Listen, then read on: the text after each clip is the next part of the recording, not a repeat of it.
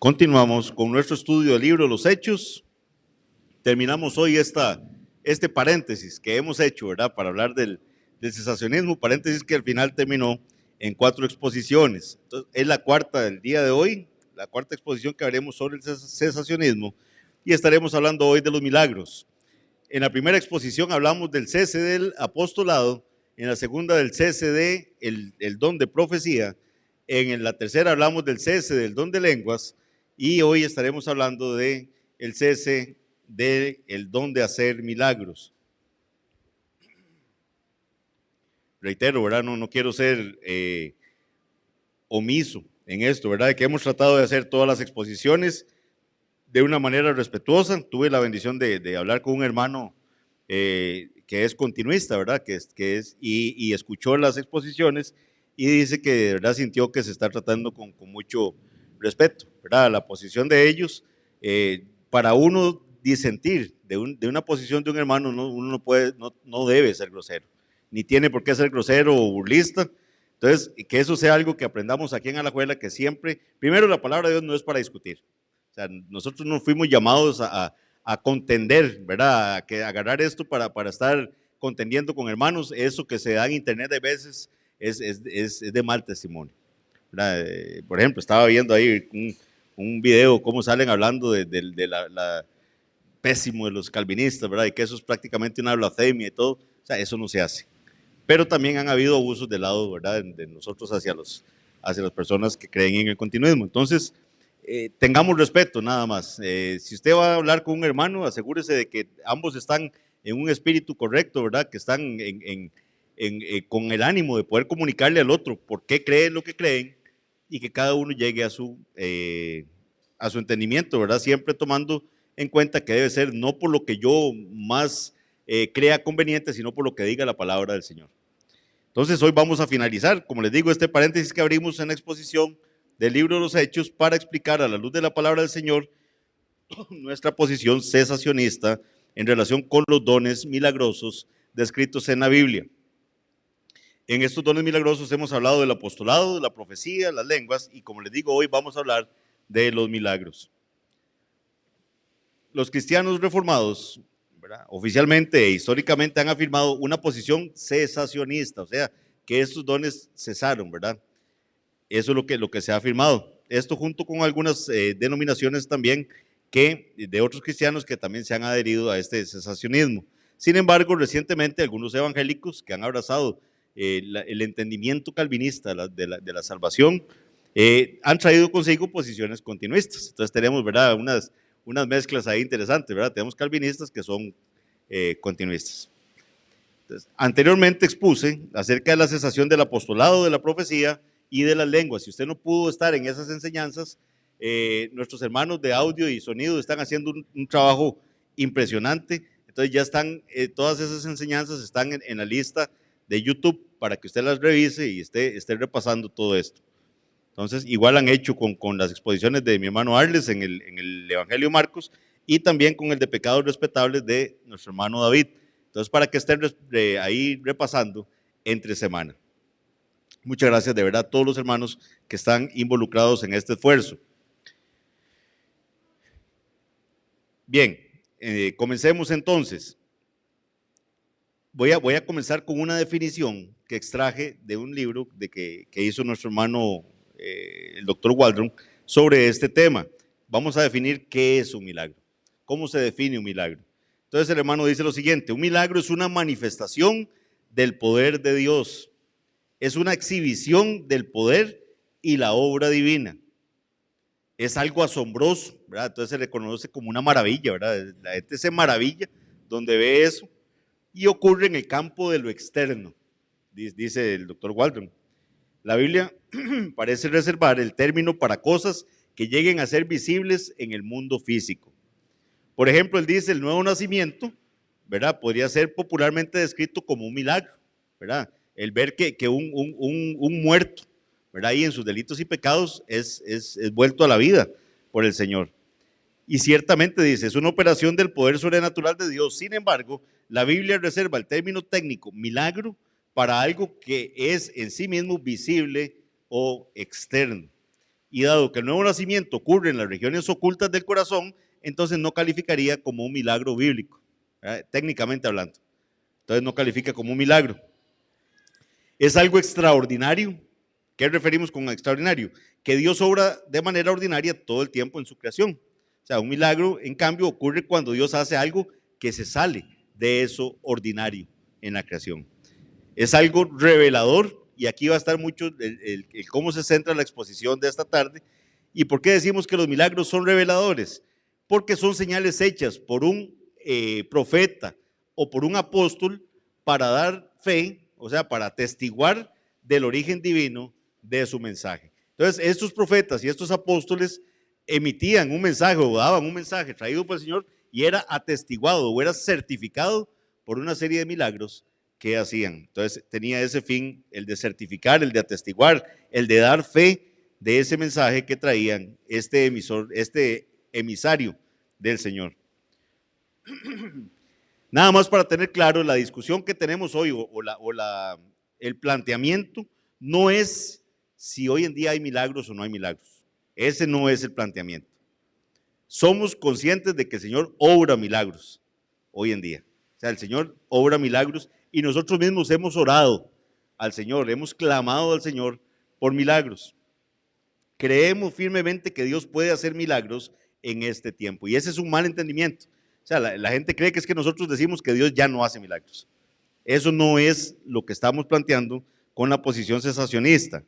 La pregunta es más bien si hay personas que tienen el don de hacer milagros. ¿Verdad? Si hay personas que pueden decir, sí, es que yo tengo el don de sanidades, ¿verdad? Yo oro por la gente y la gente se sana. ¿Verdad? Entonces, ese es el tema.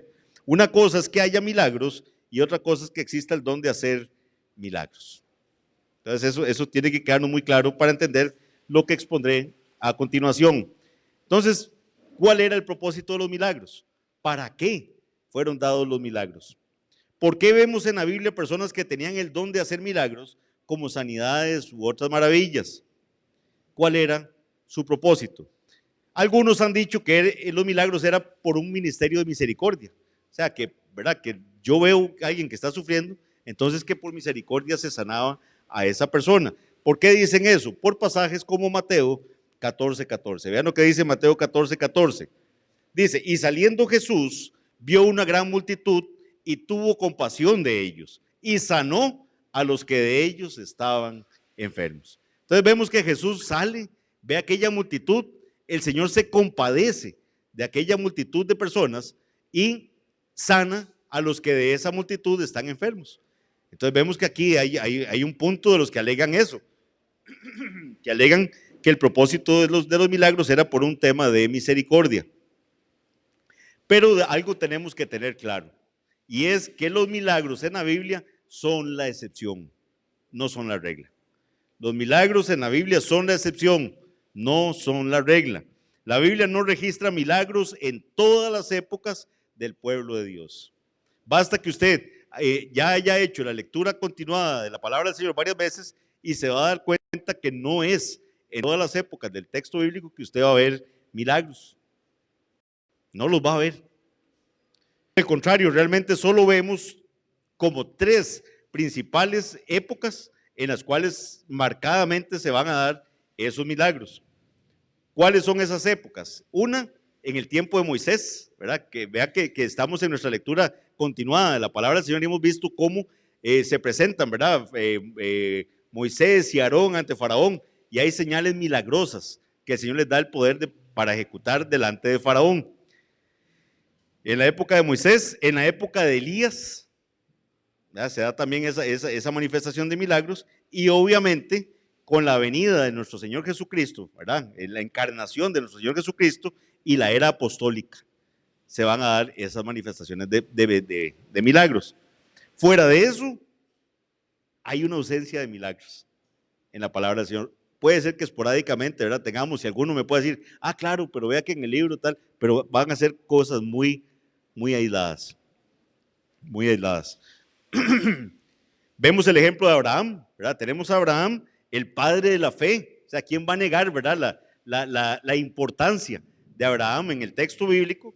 Y vean que cómo Abraham recibe mucha revelación de Dios inclusive Dios establece un pacto con él, pero Abraham mismo, ¿verdad? No hizo milagros.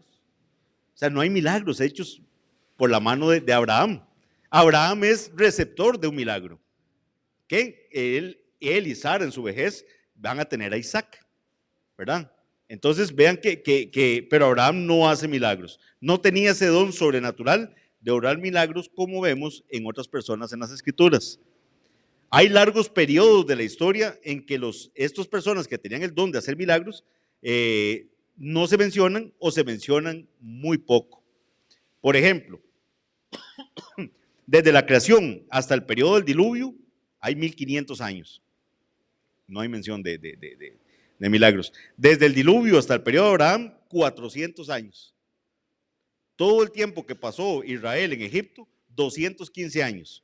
Y durante el periodo intertestamentario, 400 años. Vea la cantidad que estamos hablando. Y entonces ahí vamos a tener pocos o ningún milagro registrado en todos estos tiempos. Por lo tanto, durante al menos la mitad del periodo histórico anterior a la primera venida de Cristo, no conocemos a ninguna persona con el don de hacer milagros. ¿Por qué les digo esto?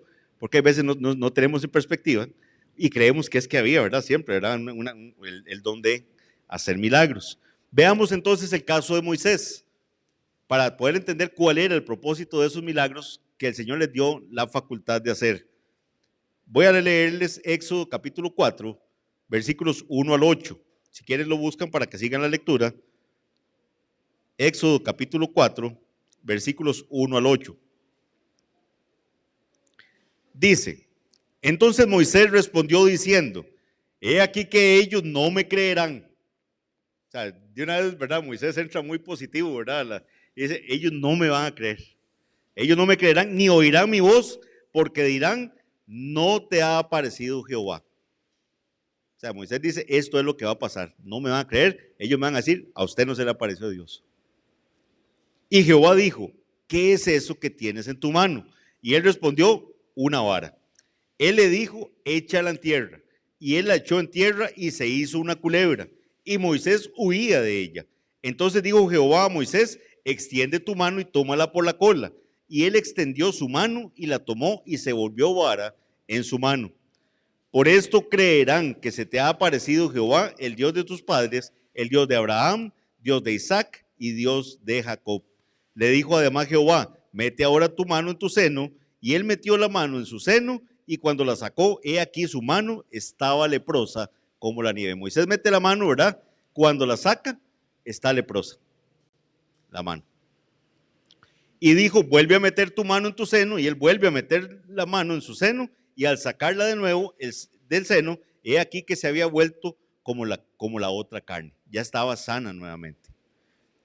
Si aconteciere que no te creyeren ni obedecieren a la voz de la primera señal, creerán a la voz de la postrera. Le dice el Señor, le estoy dando la facultad de hacer estas señales. Dios dándole ese poder, ese don a Moisés. Vemos a Moisés preocupado, ¿verdad? Como de que está, para lo que está siendo comisionado para ser profeta del Señor, ¿verdad? E ir delante de Faraón. La preocupación de Moisés era que Faraón y los egipcios no iban a creer que Dios lo estaba enviando. Dios entonces le dio a Moisés dos señales para mostrarles. La vara que se convierte en serpiente ¿verdad? Y se vuelve vara nuevamente, y la mano volviéndose leprosa y regresando a la normalidad. Dice el versículo 9, si aún no creían en esas dos señales, Moisés debía tomar de las aguas del río y derramarlas en tierra, y se cambiarían aquellas aguas que tomó del río y se harían sangre en la tierra. Esa era como una tercera señal. Las plagas que Dios trajo a través de Moisés a los egipcios también sirvieron para el mismo propósito. Mostraron que Dios estaba con Moisés y que debían escuchar la palabra de Dios transmitida por medio de Moisés. Entonces, ¿qué propósito tenían esos milagros? Validar esa palabra que estaba presentando Moisés y Aarón delante de Faraón. Moisés le dice, el problema es que no me van a creer, con esto va a demostrar que sí está hablando en mi nombre. En resumen, los milagros en aquel momento confirmaron que Moisés fue un profeta del Señor. Esta temporada abundante de milagros alrededor de la época de Moisés y en menor grado con su sucesor Josué, se confirma en última instancia en lo que ya se produce en la Torá. Tenemos la Torá, la producción de los libros, ¿verdad? Del Antiguo Testamento, del Pentateuco, y el establecimiento del pacto mosaico. Vamos entendiendo hasta el momento, ¿verdad? O sea, esos milagros tenían un propósito. Tenemos ahora a Elías y a Eliseo. Más que no me va a dar tiempo de que veamos la cantidad de milagros que hicieron estos dos profetas. Pero digamos, saqué una lista de lo que el Señor hizo a través de ellos, y aún así me faltaron, estoy seguro, de los milagros que se dan. Y por ejemplo, de Elías vamos a tener los 3 años de sequía, ¿verdad? ¿Recuerdan? Vamos a tener la multiplicación del aceite y la harina. Eso está en 1 Reyes 17. La resurrección de un niño, fuego descendiendo del cielo, ¿verdad? Cuando consume el sacrificio. Lluvia, después de 3 años y medio. Fuego del cielo que consume a un montón de hombres, ¿verdad? Que eran siendo enviados en compañías cuando el rey Ocosías, ¿verdad? Lo manda a llamar, y van soldados a llamarlos, y cada vez los consumía. 102 creo que son al final los que son consumidos de esa manera. Y tenemos que también aparta las aguas del Jordán. Eso lo va a hacer Elías. Milagros de Eliseo. Tenemos que igual también aparta las aguas del Jordán, sana las aguas que estaban dañadas. Salen unos osos también, ¿verdad? Que despedazan a una serie de muchachos que estaban diciéndole, sube, calvo, sube, ¿verdad? ¿Se acuerdan? Los que están leyendo la Biblia así en forma seguida, todas estas historias van a estar rebobinando ahí y recordando todo lo que han leído. Si usted no está leyendo la Biblia de forma continuada, por favor hágalo. Si no, se está perdiendo un montón de tesoros valiosos, ¿verdad? Que van a ser de bien para su vida. Paréntesis nada más para recordar lo que decía nuestro hermano en la mañana, ¿verdad? Que no podemos menospreciar libros de que qué pereza leer ¿verdad? Que tiene tantas genealogías, qué pereza que tiene tantos números. No, si el Señor lo dejó ahí es porque sabe que es para el beneficio de nuestras almas. Tenemos la tierra que se llena de agua, ¿verdad? Tenemos el aceite de la viuda también. Tenemos la resurrección de un niño también. El potaje que es sanado, ¿se acuerdan? Que hay muerte, decían ellos, en esta olla. Tenemos la multiplicación del pan, la lepra de Naamán, ¿se acuerdan, verdad? Cómo el Señor manda a Naamán el sirio para que hable con Eliseo, y Naamán decía, yo esperaba que saliera a recibirme, ¿verdad? Y que me dijera algo, ¿verdad? Distinto, ¿no? Y lo manda a sumergirse en el río Jordán. La multiplicación del pan, ya lo dije. El castigo de Giezi, que es castigado con lepra, ¿verdad? También. El hacha, que hace flotar. E inclusive hay un milagro muy interesante, que es post-mortem, ¿verdad? Después de muerto Eliseo, ¿qué pasa? Agarran y tiran a un hombre en una cueva, lo tiran ahí, toca los huesos de Eliseo y resucita ese muerto. Entonces, esas son cosas que uno dice, ¿por qué estos hombres tenían estos dones especiales? ¿Por qué estos hombres podían hacer esa clase de milagros? Entonces, la explicación que se ha dado es que ellos claramente comienzan con una nueva era de revelación profética que se va a dar en el pueblo de Israel. Profetas van a venir y van a anunciar juicio, pero también van a anunciar esperanza para el pueblo del Señor. Ellos van a hacer eso. Eso es lo que vamos a ver en los profetas mayores y en los profetas menores del Antiguo Testamento. Lo que es curioso también es que no vemos muchos milagros en otros profetas. Ustedes ven que se dan esa cantidad de milagros con ellos, pero no se van a dar en el caso de otros profetas. Vean que Juan el Bautista, ¿qué se nos dice de Juan el Bautista? Que es el último de esos profetas. El último de esos profetas, se nos dice que Juan el Bautista. ¿Y qué dice la palabra del Señor con respecto a Juan el Bautista? Vean lo que dice Juan 10:41. Y dice, y muchos venían a él, aquí hablando a Cristo, o sea, muchos venían a Cristo, y muchos venían a Cristo, o muchos venían a él, y decían, Juan, a la verdad ninguna señal hizo. Pero todo lo que Juan dijo de era verdad. Vean qué interesante. La gente reconocía, no, Juan no hizo señales. Juan no tenía, de verdad, ningún don de milagros. Dice, Juan a la verdad ninguna señal hizo, pero todo lo que Juan dijo de era verdad. Así que al parecer los milagros de Elías y de Eliseo sirven para afirmar y validar una nueva era de la revelación profética que luego fue registrada en la palabra del Señor. Entonces vean lo que estamos viendo. Hay poder de milagros en Moisés, tenemos a Moisés en la palabra del Señor, ¿verdad? Los escritos de Moisés. Tenemos revelación en estos profetas, tenemos profetas, revelación profética en la palabra del Señor. ¿Cuándo se va a volver a dar esa ola de milagros, digámoslo así, o esos dones de milagros? Vamos a tener a Jesús y la era apostólica en el Nuevo Testamento. Tal y como lo enseñé en la primera exposición acerca del cesacionismo, los apóstoles de Cristo habían recibido la capacidad de confirmar su misión mediante señales milagrosas. Era parte de lo que ellos en su ejercicio del apostolado iba a demostrarle a la gente que ellos eran apóstoles de Jesucristo. El relato del llamado de los apóstoles en el Evangelio de Mateo presenta el hacer milagros ligado al oficio apostólico. Vean lo que dice Mateo 10:1. Mateo 10:1. Dice, entonces llamando a sus 12 discípulos, les dio autoridad sobre los espíritus inmundos para que los echasen fuera y para sanar toda enfermedad y toda dolencia. ¿A quiénes se lo dio? A estos 12. ¿Quién se lo dio? Jesús. O sea, Jesús les dio esa autoridad a los 12 para que les dio autoridad sobre los espíritus inmundos y para que los echasen fuera y para sanar toda enfermedad y toda dolencia. Ya antes el Señor, cuando los 70 habían ido a predicar, les había dado cierta autoridad.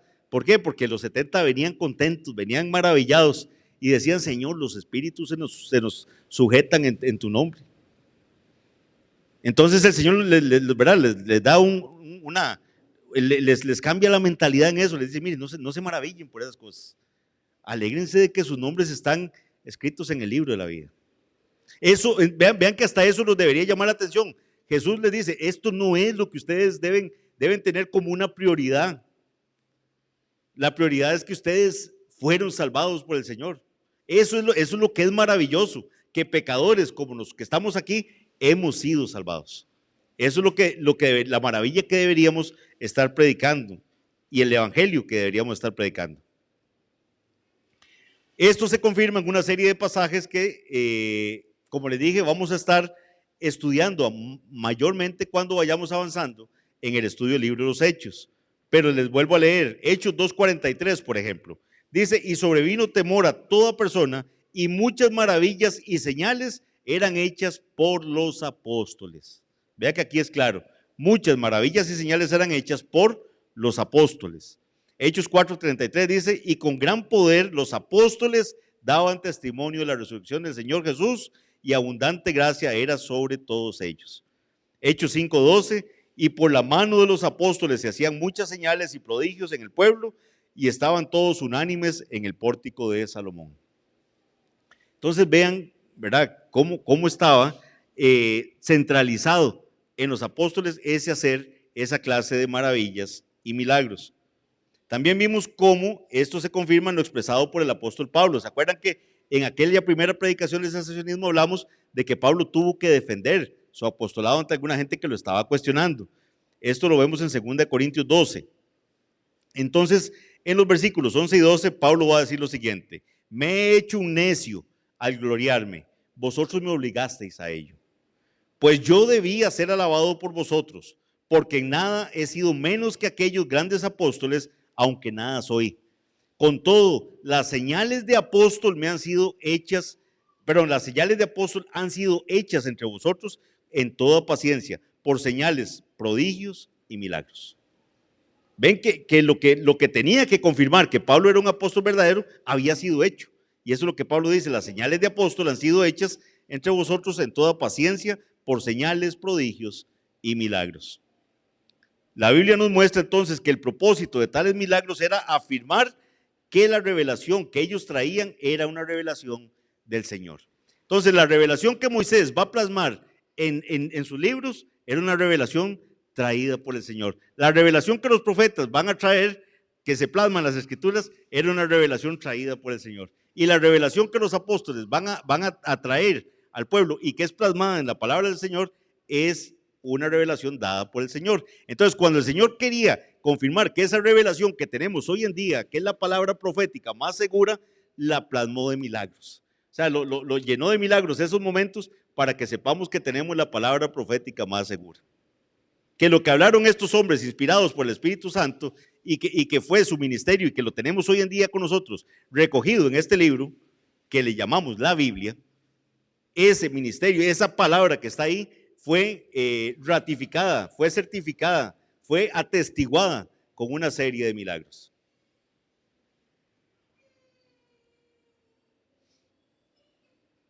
La Biblia nos muestra entonces que esos milagros eran para afirmar la revelación que ellos traían, era una revelación del Señor. Ese propósito se ve más claramente en la vida de Jesús. ¿Verdad? La vida de Jesús va a ser el ejemplo por excelencia. Tal y como vimos domingos atrás, en Hechos 2:22, Jesús fue confirmado por Dios, así lo dice la versión de la Biblia de las Américas, confirmado por Dios con milagros, prodigios y señales que Dios hizo a través de él. ¿Cómo lo confirma el Señor ante los demás? ¿Cómo él da ese sello de que este es su Hijo amado, de que este es el Mesías? Dice, confirmado por Dios con milagros, prodigios y señales que Dios hizo a través de él. Hay un pasaje que a mí me gusta mucho para demostrar esto, ¿verdad? Cómo esos milagros que Jesús hizo tenían si bien él tuvo misericordia de la gente e hizo esos milagros por misericordia, pero tenían un propósito. Tenían un propósito y era que la gente viera que ese que estaba ahí era el Mesías prometido en las Sagradas Escrituras, que hablaban que haría ese tipo de milagros. No era cualquiera el que iba a hacer eso, era el Mesías el que iba a dar esas evidencias. ¿Dónde vemos eso? Por ejemplo, lo podemos ver en Lucas 7, 18 al 23. Vean lo que dice este pasaje. Lucas 7, 18 al 23. Dice así la palabra del Señor. Los discípulos de Juan le dieron las nuevas de todas estas cosas. Juan estaba encarcelado, ¿verdad? Entonces vea que dice, los discípulos de Juan le dieron las nuevas de todas estas cosas. Y llamó Juan a 2 de sus discípulos y los envió a Jesús para preguntarle. Oigan la pregunta que Juan le dice a sus discípulos que le vayan a hacer a Jesús. Le dicen, ¿eres tú el que había de venir o esperamos a otro? Entonces cualquiera diría, qué decepción con Juan, ¿verdad? Después de que predicó tanto, ¿verdad? Y que decía que es aquel Cordero de Dios que quita el pecado y que yo no soy digno ni de desatarla, y ahora está dudando, ¿verdad? Ahora llega y le dice le manda a sus 2 discípulos a decirle, pregúntenle si él es el que había de venir o si esperamos a otro. Ahora, seríamos muy ingratos si no nos ponemos en la condición que estaba Juan en ese momento. O sea, las cárceles que había en ese momento no son como las cárceles de ahora. Que los de verdad, nuestros hermanos que trabajan en el sistema penitenciario nacional pueden dar fe de que se trata de cumplir con todas las normas, ¿verdad? De tener lo mejor posible a los privados de libertad. Ahí no. Ahí eran las condiciones más insalubres posibles. ¿Quién sabe qué tan mal alimentado? No sabemos. Ni podemos especular porque el pasaje no nos lo dice. Lo cierto es que el pasaje nos muestra a Juan tomando a 2 de sus discípulos y mandando a preguntarle a Jesús, ¿eres tú el que había de venir o esperamos a otro? Cuando pues, dice, los hombres vinieron a él, o sea, cuando los discípulos de Juan llegan donde Jesús, dijeron, Juan el Bautista nos ha enviado a ti para preguntarte, ¿eres tú el que había de venir o esperamos a otro? En esa misma hora dice que Jesús, vean lo que hace, en esa misma hora sanó a muchos de enfermedades y plagas y de espíritus malos y a muchos ciegos les dio la vista. Entonces dice, qué raro, no le contestó. O fue que se brincó el pasaje o qué pasó que no entendí, porque entonces los discípulos de Juan le preguntan a Jesús, le dice, Juan nos dijo que le preguntáramos que si es usted el que había de venir o si esperamos a otro. Y dice el versículo 21, en esa misma hora sanó a muchos de enfermedades y plagas y de espíritus malos y a muchos ciegos les dio la vista. Y ahora sí, Jesús les responde. Y respondiendo Jesús les dijo, id, vayan, id, haced saber a Juan lo que habéis visto y oído. Lo que ustedes acaban de ver, vaya y se lo dicen a Juan. Lo que ustedes acaban de ver y oír, vaya y se lo dicen a Juan. Los ciegos ven, los cojos andan, los leprosos son limpiados, los sordos oyen, los muertos son resucitados y a los pobres es anunciado el evangelio y bienaventurado es aquel que no haya tropiezo en mí. ¿Por qué Jesús le responde de esa forma? ¿Por qué Jesús no le dice, ah, sí, no, díganle que yo soy? Díganle que sí, era una respuesta más corta. La pregunta era, ¿es usted o esperamos a otro? Y Jesús le dice, vaya y le dicen a Juan lo que ustedes acaban de ver y oír. ¿Qué les dice? Les dice,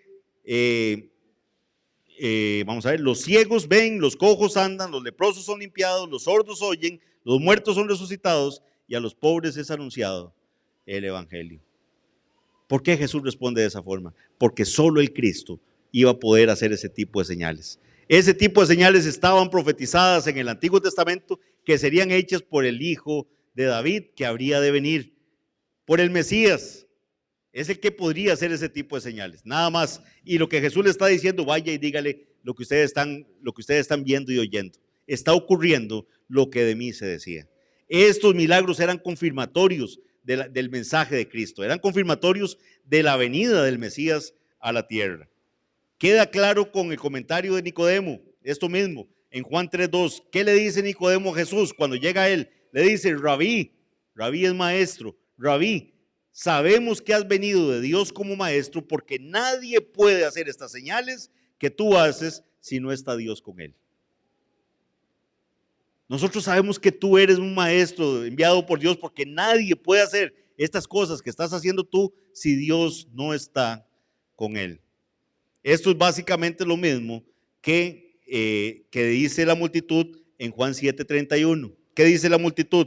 Juan 7:31 dice, y muchos de la multitud creyeron en él y decían, el Cristo cuando venga hará más señales que las que hace este. O sea, ¿será que cuando venga el Cristo podrá hacer más cosas que lo que estamos viendo que está haciendo este acá con nosotros? O sea, la gente se maravillaba de lo que hacía Jesús. Por eso es que la fama de Jesús corrió, porque era algo extraordinario. No es que había montones de gente haciendo milagros, sino ni que había una época había una sequía de milagros anterior.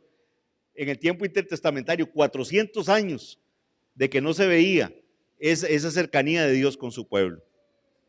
Y de un pronto a otro vemos al hijo de David haciendo todas estas maravillas.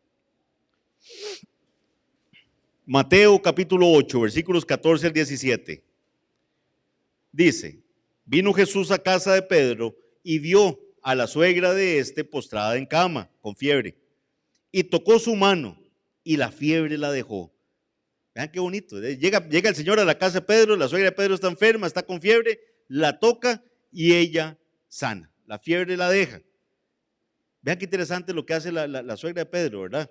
Y ella se levantó y les servía. De una vez, sana, se levanta y empieza a servirle al Señor. Hay veces a nosotros nos toma un poquillo más de tiempo, ¿verdad? Pero vean que ella, el Señor la sanó ahí y de una vez sirviéndole al Señor. Por eso es que el llamado a servir tiene que ser algo, ¿verdad? No tenemos como que darle tanto pensamiento. Ese nada más era un comercial.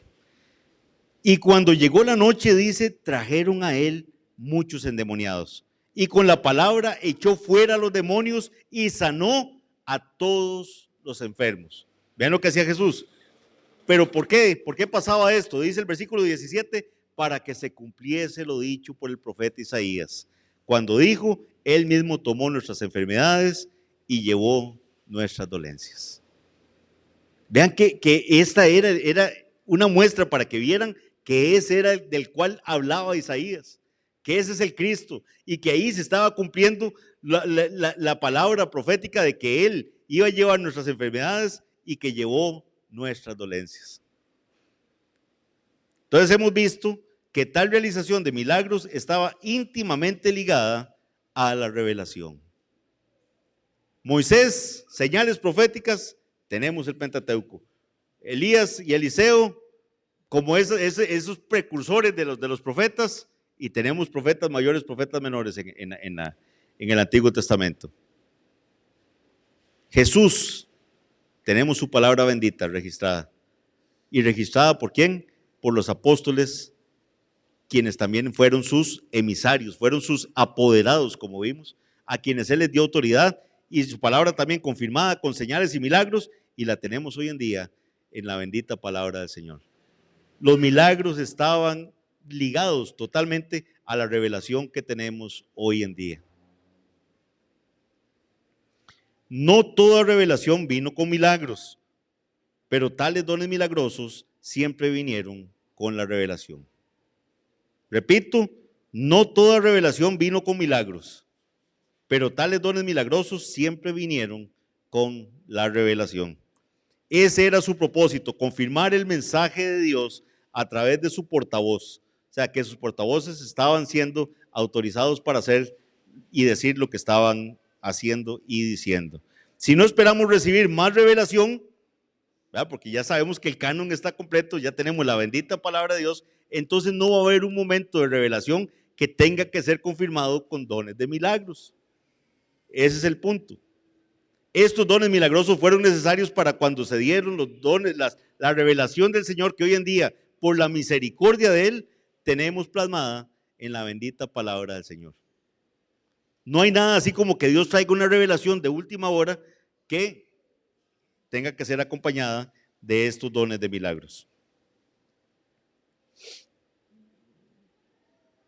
¿Cómo aplicamos esto que con lo que terminamos este ciclo de enseñanzas acerca del cesacionismo? ¿Cómo podemos nosotros sacarle beneficio para la Iglesia Bautista Reformada de Alajuela? Entonces, en este corto tiempo que he tratado de exponerles los pasajes bíblicos que nos relatan las señales milagrosas, vinculan estas con la revelación redentora. Moisés, los profetas del Antiguo Testamento, Jesús y los apóstoles hicieron milagros para dar testimonio divino de la revelación que traían. Por lo tanto, los milagros bíblicos son señales destinadas a identificar y a atestiguar. Cuando Jesús alimentó a los 5,000, se nos dice que vinieron al día siguiente buscando más milagros. La gente que empezó a buscar, llega la gente, ustedes si han leído el pasaje con detenimiento, van a ver que la gente hace todo lo posible para alcanzar a Jesús, ¿verdad? Que ya se ha ido y casi que se hacen los sorprendidos cuando lo encuentran, ¿verdad? Como diciendo, mira, aquí llegaste aquí, ¿verdad? ¿Cómo estás? Y Jesús le dice, yo sé porque ustedes vienen a buscarme. Ya el Señor sabía qué es lo que traían en mente.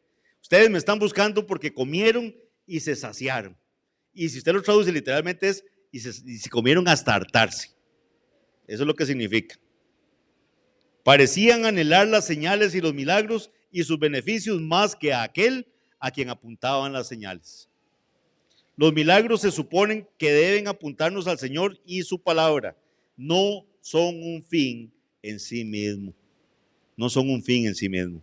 Por eso, y con todo respeto lo digo, no estamos de acuerdo cuando alguien anuncia que tienen una noche de campaña de milagros. Que la reunión es anunciada únicamente para efectos de milagros. La casa del Señor está abierta para predicar el evangelio, para predicar el consejo completo de la palabra del Señor. Los milagros, los hechos por el Señor hoy en día son accesorios. Y eso los hará Él por el puro efecto de su voluntad. Pero ya no, nosotros confesamos que ya no hay personas que tengan ese don de que puedan decir que están haciendo milagros. El doctor Waldron lo resume de la siguiente forma. En la Biblia, los milagros, en definición estricta, ocurren definitivamente en conjunción con aquellos que son los órganos de la revelación nueva o directa. Y si creemos que Dios ya no está entregando tal revelación, entonces deberíamos esperar una cesación completa de los milagros en este sentido más estricto de la palabra. Si ya Dios no está trayendo revelación nueva, ya no hay estos dones de milagros. Lamentablemente algunos creen que el problema de la iglesia, ¿verdad?, es su falta de milagros poderosos, por lo tanto la gente necesita ver milagros, señales y obras poderosas y que así entonces van a creer. A muchos de verdad, y lo dicen de una forma sincera, ellos creen que es un problema que la iglesia no promueva, ¿verdad?, esos milagros. Y que si hubieran milagros, entonces la gente sí creería en el llamado al Señor, del Señor. Es muy común encontrar a estas personas orando a Dios para que les dé, ¿verdad?, una palabra, ¿verdad?, o para que les permita hacer este tipo de señales milagrosas de parte del Señor. Y muchas veces, lamentablemente, personas que no son fervientes lectores de la palabra del Señor, pero sí claman queriendo recibir ese tipo de dones. Hace un tiempo atrás prediqué la parábola del rico y Lázaro. ¿Se acuerdan? Los que no estuvieron en esa predicación, ya también gracias a que nuestros hermanos han hecho los listados, pueden buscarla y buscan ahí la exposición que di acerca de la parábola de el rico y de Lázaro en Lucas 16. Y recordemos que aquel rico se vestía de púrpura, ¿verdad? También recuerdan todo lo que es la púrpura. Se vestía de púrpura y de lino fino y hacía, dice, cada día banquete con esplendidez. Y Lázaro era un mendigo que estaba echado a la puerta de aquel lleno de llagas y ansiaba saciarse de las migajas que caían de la mesa de aquel hombre. Luego de que mueren, se nos presenta Lázaro en el seno de Abraham, ¿se acuerdan, verdad? Y al rico en un lugar de tormento. Y una de las peticiones que el rico le hace a Abraham es la que vemos en Lucas 16, del 27 al 31. Si quieren van ahí, Lucas 16, del 27 al 31. ¿Qué es lo que le pide el rico a Abraham? Dice, entonces le dijo, te ruego pues, padre, que le envíes a la casa de mi padre. ¿A quién? A Lázaro. Que envíe a Lázaro a la casa del padre. Porque tengo 5 hermanos, para que les testifique, a fin de que no vengan ellos también a este lugar de tormento. Vea qué interesante, alguien decía que bastaron unos minutos en el lugar de tormento para que el rico pensara en la salvación de su familia, ¿verdad? ¿Cuántas veces también éramos exhortados en la mañana a eso? ¿Cuántas veces no estamos siendo fervientes en pensar en la salvación de los miembros de nuestra familia que no conocen al Señor? No les hablamos el evangelio por miedo a no caerles mal. No importa, caigámosles mal. Es mejor caerles mal, ¿verdad? Sabiendo que estamos procurando el bien de sus almas, que escuchen el evangelio y no ser omisos y hacernos como que no es con nosotros y con la incertidumbre que no sabemos cuándo serán llamados a la presencia del Señor para dar cuentas, ¿verdad?, de su vida. Pues este rico quería que Lázaro lo mandaran Lázaro está ahí ya, también partió de este mundo, ya había muerto, pero él quiere que Abraham mande a Lázaro a predicarle a los hermanos, para que no vayan a ese lugar de tormento. Y Abraham le dijo, y aquí está la respuesta de Abraham, a Moisés y a los profetas tienen. A Moisés y a los profetas tienen. Óiganlos. Y ese Moisés y los profetas, ¿qué es? La palabra del Señor. Ahí estaban los escritos de Moisés, ahí estaban los escritos de los profetas, los cuales dijimos fueron atestiguados con milagros. Fueron atestiguados con milagros. Lo que le está diciendo a Abraham, eso es lo que ellos tienen que atender si no quieren estar en este lugar de tormento. A Moisés y a los profetas tienen. Óiganlos. Él entonces dijo, ve lo que dice el rico. No, o sea, Abraham, no, o sea, lo que usted está diciendo no tiene sentido, Abraham. No es así, usted se equivoca. Le dice, no, padre Abraham, pero si alguno fuere de a ellos de entre los muertos, se arrepentirán. O sea, si ellos ven una señal ahí extraordinaria, o sea, se levantó un muerto y les está predicando, entonces van a atender, se van a arrepentir. Mas Abraham le dijo, si no oyen a Moisés y a los profetas, tampoco se persuadirán, aunque alguno se levante de los muertos. Vean que no son las señales extraordinarias las que van a convertir a una persona. No es con eso que se va a convencer un pecador, es con la palabra del Señor. Es la predicación de la palabra del Señor la que va a hacer que un corazón duro de piedra sea transformado en un corazón de carne. Y esa es una obra que hará el Espíritu Santo. No es la elocuencia del predicador, no es lo que las palabras que utilicemos o lo sutil que uno puede hacer, es la predicación correcta de la palabra del Señor la que va a transformar el corazón de un pecador, la que va a dar vida a un muerto espiritual. Y eso por el puro afecto de la voluntad del Señor. El poder está en la palabra de Dios, en la predicación del evangelio. Los redimidos son renacidos, no de simiente corruptible, dice, sino de incorruptible. ¿Cómo? Por la palabra de Dios que vive y permanece para siempre, dice 1 Pedro 1:23. ¿Cómo renacen estos redimidos? ¿Cómo son? Dice, los redimidos son renacidos, no de simiente corruptible, sino de incorruptible, por la palabra de Dios que vive y permanece para siempre. Romanos 10:17 dice, la fe es por el oír y el oír por la palabra de Dios.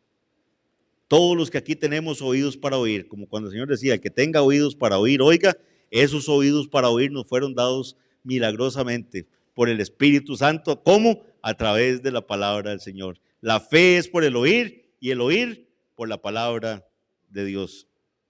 El hombre rico estaba en el infierno para siempre, no porque le hubiera fallado o faltado la información, sino porque él no hizo caso al mensaje que había recibido mediante la palabra de Dios. La única forma en que sus hermanos podían escapar del infierno era escuchando el evangelio. La palabra de Dios es viva, poderosa y suficiente para advertir a las personas acerca de los horrores del infierno y guiarlas a la salvación. Entonces reconozcamos en fe el gran tesoro que tenemos en la palabra escrita de Dios. Eso es lo que tenemos que valorar, esa bendita revelación que tenemos hoy en día con nosotros. Recuerden lo que veíamos la semana pasada cuando hablábamos del don de lenguas. ¿Para qué están anhelando ustedes esos dones?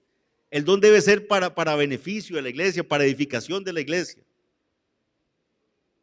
Tenemos que analizar si ha habido egoísmo en algunos de nosotros, queriendo dones y queriendo hacer milagros y queriendo hacer esto, y cuánto estamos estimando la bendita palabra del Señor que tenemos con nosotros, que ha costado vidas de millones de cristianos, el que tengamos hoy en día la palabra del Señor acá con nosotros. Tenemos que tener en alta estima la predicación del evangelio, la predicación fiel de la palabra del Señor. No es cierto que donde no vean ustedes esas señales de milagros y lenguas y todo eso no está el Espíritu Santo, no. El Espíritu Santo va a orar en los pecadores cuando escuchen la bendita palabra del Señor predicada fielmente. Se nos ha dado por inspiración divina y confirmada por señales y maravillas de parte del Señor. Es que eso es lo que quiero que se lleven hoy. Los milagros fueron necesarios para confirmar la bendita palabra que tenemos hoy entre nosotros. Fueron confirmados en momentos clave para saber que tenemos la palabra profética más segura acá entre nosotros.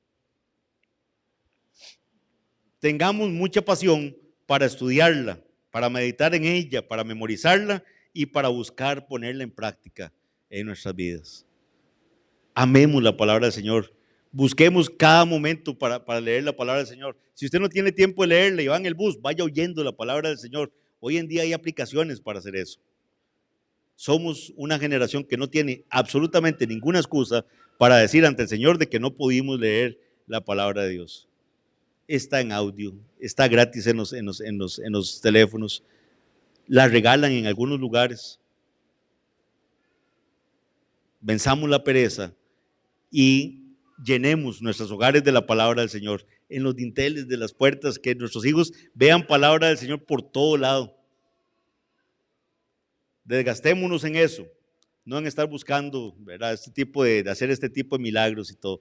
¿El Señor sana hoy? Claro que sí lo hace. Clamamos por sanidades de nuestros familiares enfermos, de nuestros hermanos enfermos. Tenemos un Dios todopoderoso que puede hacer una sanidad cuando a Él le plazca hacerla. Eso nunca lo hemos negado, pero los dones de sanidad tal cual se nos presentan en la palabra de Dios eran esporádicos y tenían un propósito específico. Y ya no los tenemos con nosotros hoy en día. Oremos. Padre bendito, Señor, gracias por este paréntesis que hemos hecho para hablar acerca de los dones milagrosos. Gracias, Padre, por el tiempo que estuvieron dentro de la iglesia. Sabemos el propósito que tuvo cada uno de ellos y, Padre, te damos gracias porque a través de ellos has confirmado la bendita palabra que tenemos hoy entre nosotros.